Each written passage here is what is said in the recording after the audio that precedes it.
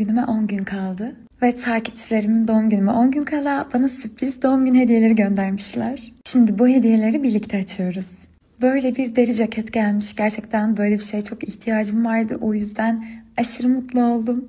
Daha sonra şöyle bir paket açıyorum. İçerisinden bir spor giyim çıkıyor, alt ve üst. Bu tarz şeylere de çok ihtiyacım vardı. Yalan söylemiyorum bak, gerçekten. Bu kazığı birkaç gün önce annemin doğum gününde almıştım. Yani aldığım hediyelerden biriydi. Çok beğenerek almıştım. Bende de olması beni çok mutlu etti. Daha sonra şöyle kırmızı bir etek çıkıyor paketin içerisinden. Ben bunu